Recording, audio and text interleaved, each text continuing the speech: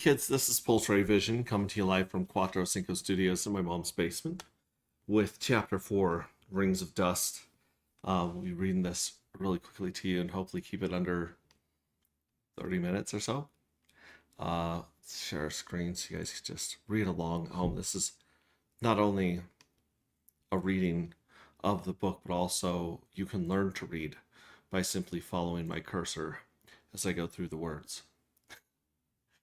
A bit. I can hear my feedback a little bit. See if I'm slamming things on the table or whatnot.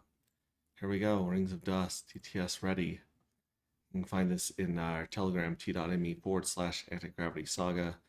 Chapter 4, The Cabin. Chapter 4, The Cabin. The morning light filtered through the tall pines. Cole hefted his old axe over his head and split the last log round. The splitting crack was subdued in the early spring moisture. His breath clouded in the crisp air. He paused, straightened to scan the tree line. The low sun peeking over the granite peak just east of his cabin. He rubbed his hands together, let out a sudden and glorious howl, and continued to the comfort of home. The door creaked open. Bit-Boy groaned, the firelight flickering on his brown and white fur as he scurried over to Cole. His mechanical limbs hummed softly as he reached around Cole's thighs, sighing in obvious discomfort. One arm tugged at Cole's sleeve, guiding him to the warmth.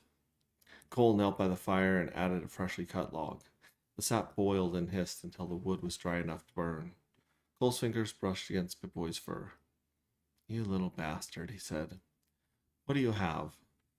As if by dropping 1-gallon glass bottle of ethanol next to an open fire would obliterate his wrongdoing, Bit-Boy did just that. Rolled on his back and forced all 6 limbs up into the air like a dead bug. With a brilliant puff, Cole's expectation of a relaxing day went up in flames. Along with the lingering fumes of a well-finished bottle that should have lasted the damn monkey at least a few days. The smell was unmistakable. Raw ethanol, and something sour underneath it. The sour reek of a body processing fuel it wasn't designed for. Bit-Boy's fur was damp at the muzzle, and his mechanical limbs ticked faintly, servo cycling at uneven intervals.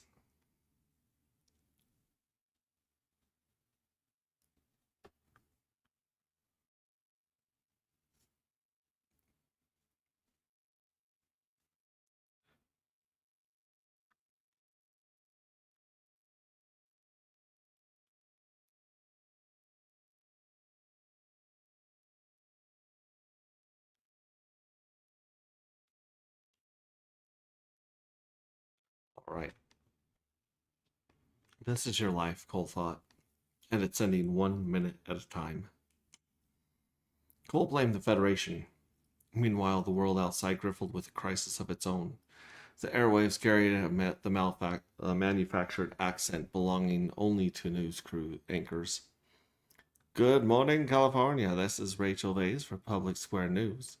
The energy crisis, which has left millions struggling from resource scarcity and power outages, may finally be seen a solution. During the opening day of Defying Gravity 2033, Innovations in Combating the Energy Crisis, the tech titan Alpha Corporation promised a long-term solution, although initial disappointment stemmed from the keynote speaker's disappearance. Alpha defied the gravity of the situation by announcing that new energy-efficient implants would be available on a subscription basis. More on the disappearance of 43-year-old Dr. Stephen Conrad tonight at 10. Cole reached for the remote. Rachel Vase. She'd been running Alpha's preferred version of the energy shortage for 3 years. The one where the crisis was complex, the solution was coming, and Alpha happened to be the only people working on it. He had never once heard her question the premise. Bit-Boy returned from a meandering trip to the kitchen and with snacks in hands, sat in wonder at the crackling fire and the boiling, spitting sap. Cole cracked open a beer on his way to the medicine cabinet. If selling second-hand Federation tech on the black market had been a rich man's game, Bit-Boy's thirst and the price of naloxone E kept Cole distant from a golden throne.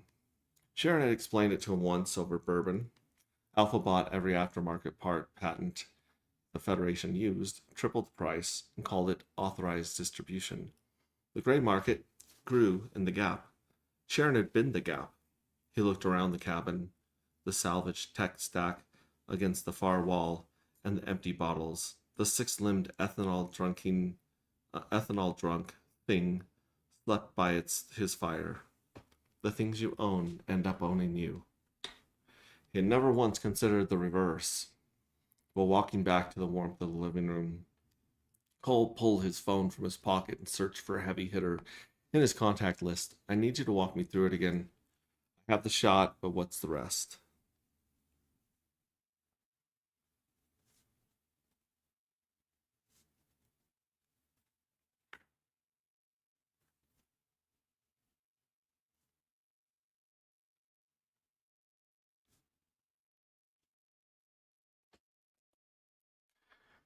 Cole asked.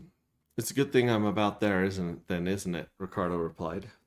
I'll freeze over. Sharon'll marry me. Heck, the lights will stay on past midnight. All before you drag your ass out here after 5 years, Cole said. I know, Ricardo replied. I'm under strict orders to keep this conversation analog. I will be there in about an hour. Orders? And here I thought you were coming to visit an old friend, or better yet, to pick up your damn pet. I have a 30 rack of naughty light, Ricardo said. That's a start, Cole replied, but BitBoy and I don't drink anymore. We're watching our figures. Come on, man, Ricardo insisted. Just one beer. You're a trouble hitter, Cole said. Just one beer. With the naloxone E in hand, Cole turned his attention from the phone to BitBoy, who was lost in the dance of flames and snacks. The glow of the fire cast shadows across Cole's aging face. He looked at the naloxone E in his hand. He looked at BitBoy. The dosage was the problem. Too little and the monkey stayed under. Too much and the shock could stop his heart. All right, buddy, Cole said. Just a short prick. BitBoy, sensing the shift in Cole's demeanor, turned, his eyes narrowing in confusion, then widening in understanding. An unwelcomed whir came from BitBoy's arms. The blades peeked out. There was a moment of understanding even a junkie monkey could grasp, but BitBoy fell willingly, yet tense, into Cole's arms.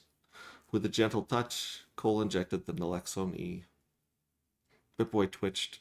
His grip on Cole's sleeve loosened. His breath steadied, and Cole's hands steadied with it. BitBoy's eyes flickered with clarity. I'm going to just toss you out into the snow next time, Cole said. You understand me, monkey? A quiet settled between them, broken only by the occasional pop and hiss from the fire. BitBoy, lucid but weak, leaned into Cole. Cole draped an arm around BitBoy. As they sat in the warmth of the living room, Cole's gaze drifted into the fire. The crisp air filled Ricardo's government-issue SUV with a scent of pine and dust. A nearby stream babbled its way through the valley. He handled the winding country road carelessly, like only a pilot could. The unmistakable sound of tires on dirt road carried for miles. Gravel crunched under the tires as Ricardo pulled into the driveway. Before him stood a single A-frame cabin. Ricardo chugged the last of a lukewarm energy drink. Cole cracked the front door and winced at the bright sunlight dazzling across the numerous pines with their dusting of snow. His eyes scanned the environment before settling his sights on his visitor.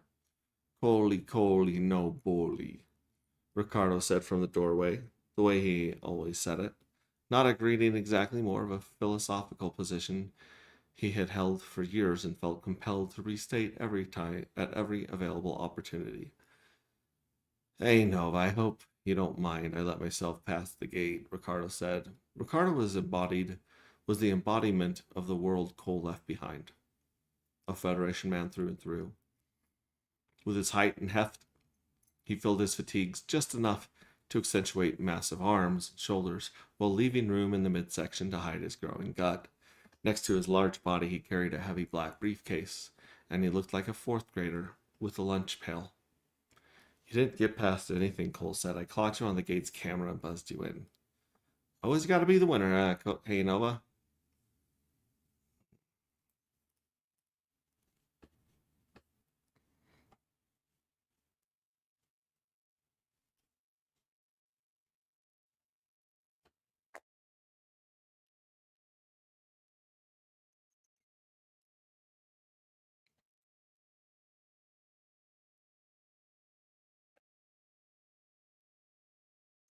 Just works out that way, hitter. My sister and girlfriend will be here soon. Behave. Ricardo joined Cole on the wraparound porch and clasped his large hands around Cole's shoulder. The two men looked at each other for only a moment, and the years between them melted away. Cole grunted and patted Ricardo away from their friendly embrace. Bitboy is by the fireplace, Cole said. Go on and take a look. I'm going to wait for the girls. Ricardo pulled the beer from the pouch pocket of his jacket and cracked it open with Christmas that echoed off the granite walls around them. Then from another pocket he retrieved another and tossed it to Cole before disappearing into the cabin. Ricardo had seen The Big Lebowski more times than he could count and considered it a philosophical text. He cited it the way other people cited scripture, in analogies, and in the framing of difficult situations. In lines dropped into conversation, whether or not anyone recognized them, the dude was not a joke to Ricardo. The dude abided.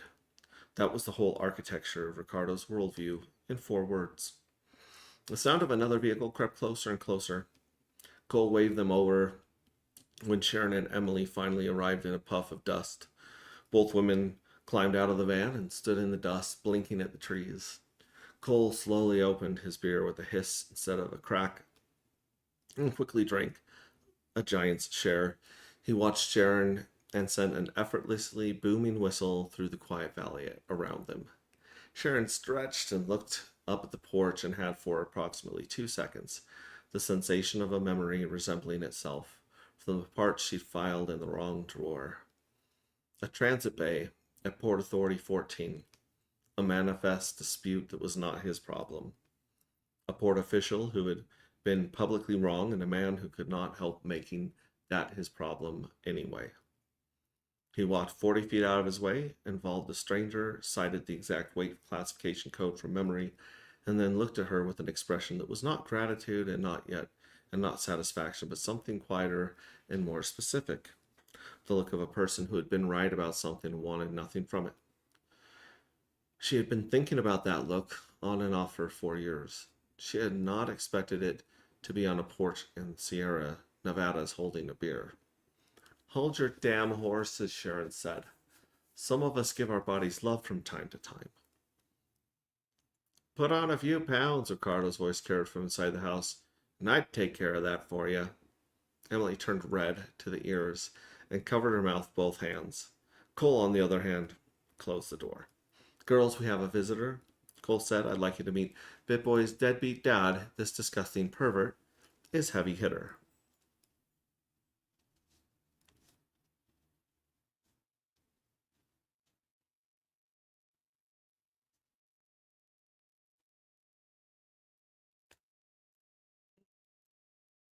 Still outside, the three embraced until Emily squirmed out to allow Cole and Sharon a moment of affection. Cole and Sharon absorbed each other. Cole's hands wrapped around Sharon's lower back, and he lifted her into a longing kiss. With her back turned, Emily did her best to pretend she wasn't intruding at that moment. How'd she do? Cole asked in a soft tone, what sounded like a secret. Hang on 1 second.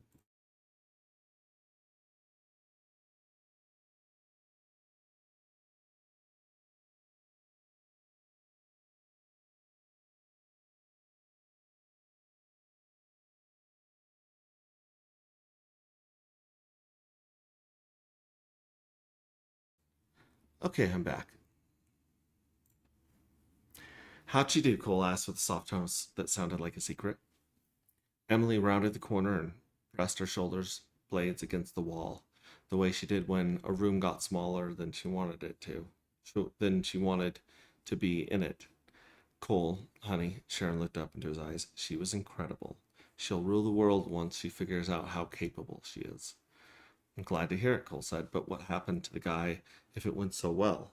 The guy, Emily said, popping her head around a nearby corner. What guy? Your contact, E, Cole said. You obviously got the tech, but what happened to Dr. Conrad? Babe, Sharon said, you must be more specific. Stephen was a bit of a mess. He gave us this whole doom prediction and this memory stick. Other than that, it went most down as expected. Sharon handed Cole the van keys. Both women stood silent. Cole held the memory drive, rubbing his thumb across the hull of the Enterprise. The repetitive motion left a dark silver stain on his skin. He didn't think about why he kept rubbing it. The fire popped behind him. Someone, Sharon, Emily, was talking in the kitchen, the words arriving at distance that they had nothing to do with the room's dimensions. He'd been doing it for 40 seconds before he noticed, and another 20 before he stopped. 5 years in the cabin. And the thing he never told anyone, not Ricardo, not Emily, not Sharon, was the part of the Polaris he missed most was not his crew. He missed his crew in the full human way, the way that came with faces and voices and specific remembered moments he could not close his eyes without seeing. That grief had its own room. This was a different room. Gracie had been in the ship. She'd been in the ship's system, and the ship was gone. And the morning after he had made it back, he opened the app out of habit, got nothing. Not an error, nothing. The way a phone number simply doesn't exist anymore.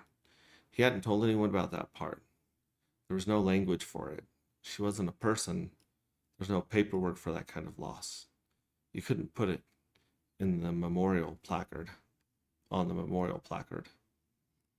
Ricardo, drunk on Naughty Light 2 winters ago, had supplied a word for it. Space divorce, Ricardo had said, with the solemnity of a man who believed he'd said something hilarious. You're a space divorcee, Nova.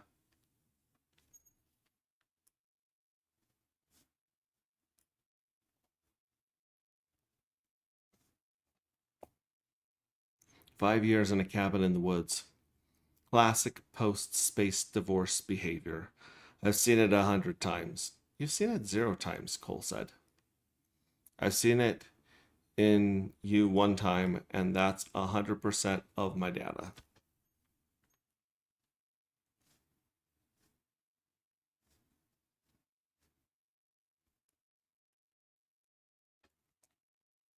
Cole had laughed. He'd laughed because Ricardo was right and because laughing was easier than the thing underneath laughing, which was that Gracie had been the one who noticed when he hadn't slept, and the one who cataloged his silence without comment, and the one who knew without asking when he was running the Polaris incident in his head again. She had been gone since the Polaris, and in the years since without anyone filling that function.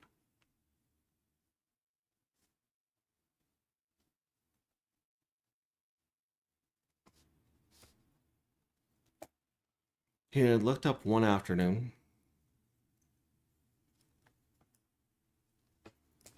and Sharon was sitting across from him at the table. She had not driven 3 hours without telling him she was coming. Oh, she had driven 3 hours without telling him she was coming. She had brought back blackberry preserves from the farmer's market and rode a road atlas she claimed was for a road trip she was planning. And she sat down and said absolutely nothing about why she was there. She had been there for 4 days, and she'd noticed every single thing she noticed without saying a word about it.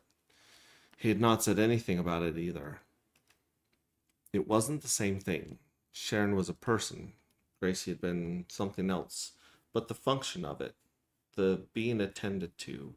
Cole had spent 32 years not knowing he needed it, 4 years learning to take it for granted, and a year in the cabin learning what the absence felt like. He rubbed his thumb across the hull of the Enterprise one more time and looked at the stain on his skin.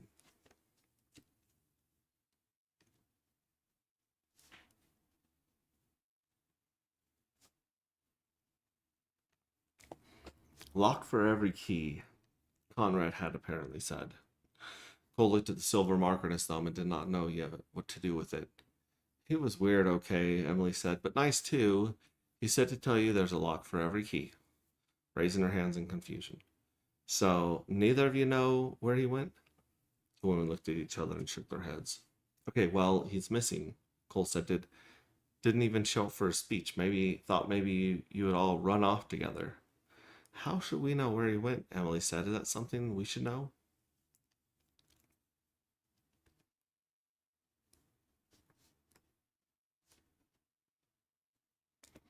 Cole shook his head and opened the door. The smell of bacon and pancakes hit him at the door. Heavy, warm, the kind of smell that makes a hungry person stop mid-sentence. Stop talking mid-sentence. Who's hungry? Ricardo said. Looks like these degens have been partying all night for like years, and from the van and sweatpants, I bet you girls could use a meal. Pip-Boy lay in agony next to the dying fire. Ricardo's case sat open on the table next to the several accoutrements. Sharon added a small jar between the butter and the container of organic maple syrup. Cole set down his empty beer can and reached for the case Ricardo had brought with him. He unpacked the stomach pump from within it and saw Emily holding Pip-Boy with the care of a nurturing mother. Cole wondered where she'd learned that as he tiptoed toward the two. He kneeled and nodded to Emily. They transferred Pip-Boy to Cole's firm embrace, and Pip-Boy nuzzled into Cole's chest. Emily slid the tip of her finger under Pip-Boy's chin. She gently pressed up until their eyes met. Pip-Boy went limp with safety. Cole gently slid the long tube down the macaque's throat as the poor animal twitched in discomfort, layered on pain. The device hummed to life, pulling putrid sludge up with every beat. As it worked, Cole glanced at the empty can. Hey, hitter, Cole said while leaning over Pip-Boy. Beer me. You have the grace of a peasant, Sharon said. The machine emitted a steady hum, purging the toxins from Pip-Boy's system. Emily, her face set with determination, carefully removed the tube from Pip-Boy's mouth. She moved to the sink, the sound of running water mingling with the crackling of the fire. She scrubbed her hands and glanced over her shoulder, noting Ricardo's handiwork. The kitchen was a scene of organized chaos, plates piled high with bacon and a mountain of pancakes, while 6 empty beer cans stood sentinel on the counter. A girl could get used to this, she said, her smile widening as she caught Ricardo's eye. Ricardo leaned against the counter with a beer in hand, wearing a lopsided grin. Shit, sis, this place is stocked like a bomb shelter, so, I could get used to this too. Across the room, Cole knelt beside Pip-Boy, his rough hands surprisingly gentle as he caressed the small creature, lulled by the fire's warmth and rhythmic crackling. Pip-Boy's eyes fluttered shut. Cole watched as Pip-Boy's breathing steadied and deepened. Then he carefully laid Pip-Boy in a plush dog bed positioned just within the fire's glow.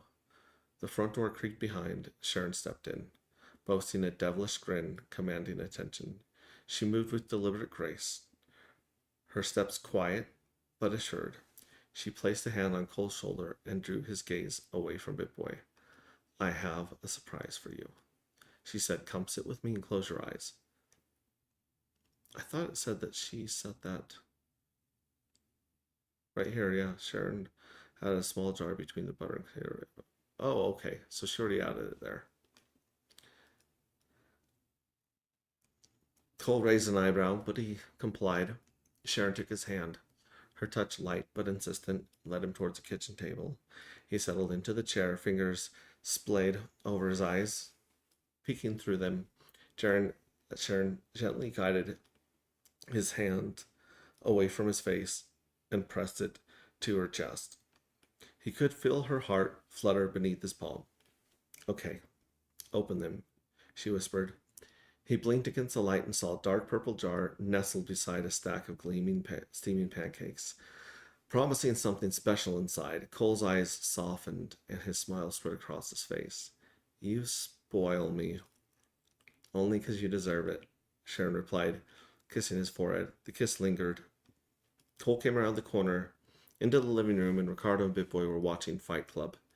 Different scene than last time. The one with the chemical burn. Same movie every time. Neither of them looked up.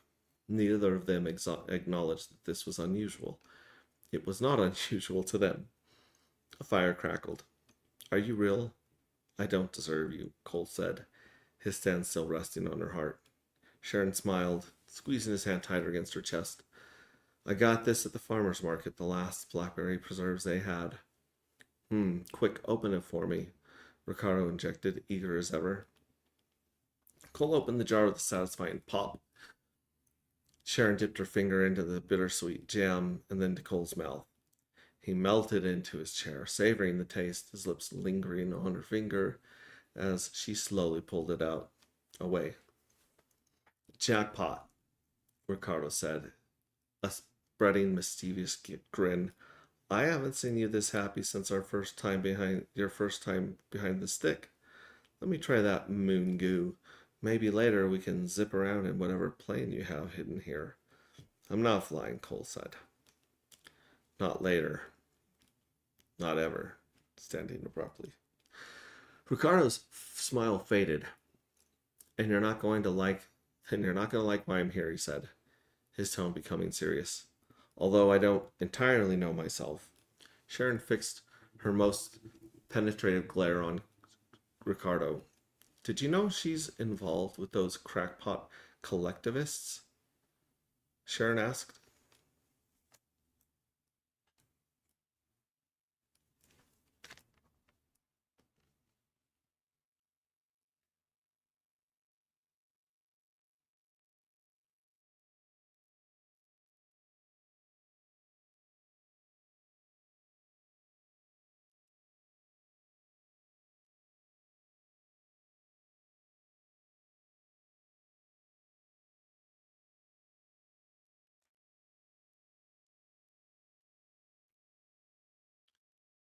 Sharon had moved parts alongside the collective for years without ever pretending she was one of them. They'd given her a patch. She put it in a drawer. Ricardo's face fell. Yes, I knew. And you didn't think to tell me? Cole asked, his voice rising.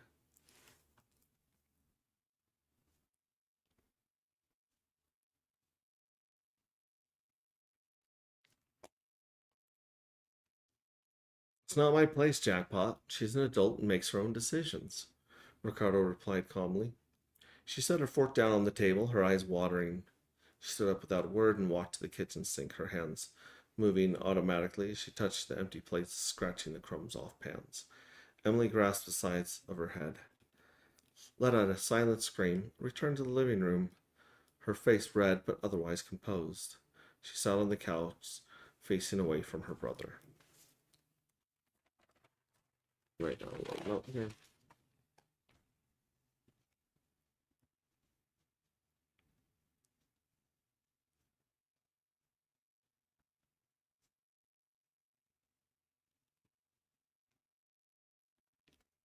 Cole said nothing and continued to pet Bitboy, who had joined them on the sofa.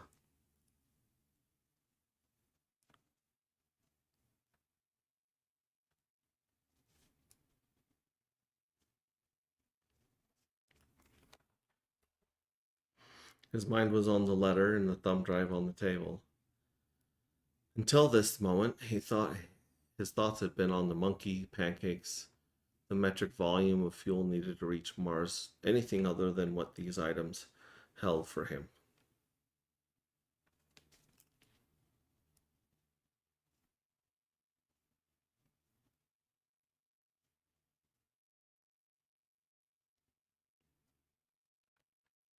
Emily grasped the sides of her head.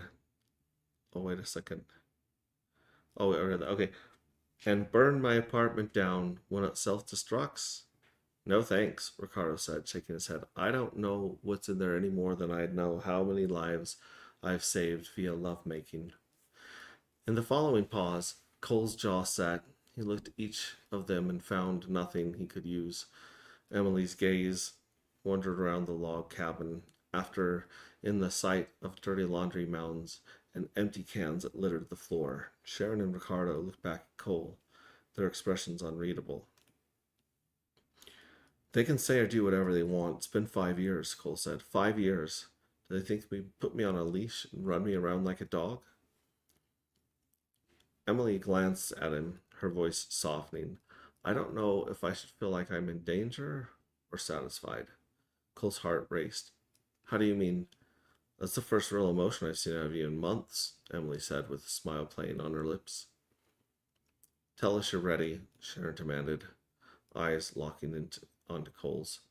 Bitboy turned to look at Cole, the metal implements in his arms twined unnaturally around the muscle. Cole's mind reeled, wondering what secrets the envelope held. At the dining table, Ricardo tried to get Bitboy's attention. Still, the monkey ignored him, perhaps because of Ricardo's earlier abandonment, or simply because Bitboy had forgotten him. Instead, Bitboy's eyes remained on Cole, his mechanical body whirring and tensing in sync with his master's agitation. Ricardo stood sighing as he walked from the dining room to the couch, the envelope held out in front of him.